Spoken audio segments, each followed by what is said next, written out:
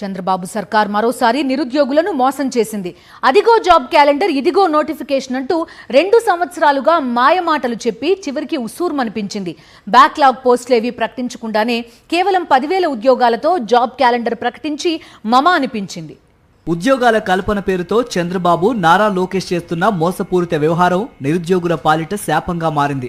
కేవలం 10,060 ఉద్యోగాలతో job calendar ప్రకటించి నిరుద్యోగులందరినీ పండుగ చేసుకోమంటున్నారు.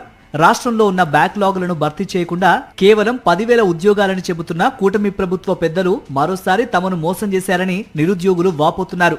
ప్రతి ఏటా జనవరి 1వ తేదీన జాబ్ క్యాలెండర్ అంటూ నమ్మబలికిన కూటమి సర్కార్ జనవరి 1వ తేదీలు 2 దాటిపోయినా ఇంతకాలం పట్టించుకోలేదు. క్యాలెండర్ కాదు కదా, కనీసం కొత్త నోటిఫికేషన్లు కూడా ఇవ్వలేదు. ఓ పక్క ఏటా దాదాపు 75,000 మంది నిరుద్యోగులు ప్రభుత్వ ఉద్యోగం పొందే వయోపరిమితి దాటిపోయి అర్హత కోల్పోతున్నారు.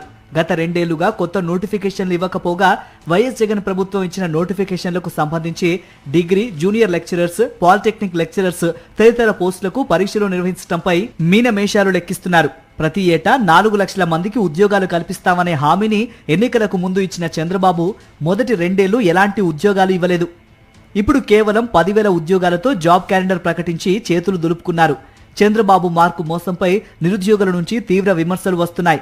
నిరుద్యోగులను మోసం చేయటం చంద్రబాబుకు కొత్తేమీ కాదు. తాను అధికారంలోకి రావటానికి ప్రతిసారి ఎన్నికలకు ముందు నిరుద్యోగులకు నిరుద్యోగ భృతి అంటూ నమ్మిస్తారు. గత ఎన్నికల్లో కూడా అదే పనిచేశారు. అధికారంలోకి వచ్చి 20 నెలలు గడిచినా ఏ ఒక్కరికి నిరుద్యోగ భృతి ఇవ్వలేదు. ప్రతి ఏటా 4 లక్షల ఉద్యోగాల చొప్పున 5 ఏళ్లలో 20 లక్షల ఉద్యోగాలు ఇస్తానన్నారు. ఇప్పుడేమో మొదటి 2 ఏళ్లు వదిలేసి తాజాగా 10,000 ఉద్యోగాలతో కూడిన జాబ్ క్యాలెండర్ విడుదల చేసి చేతులు దులుపుకున్నారు.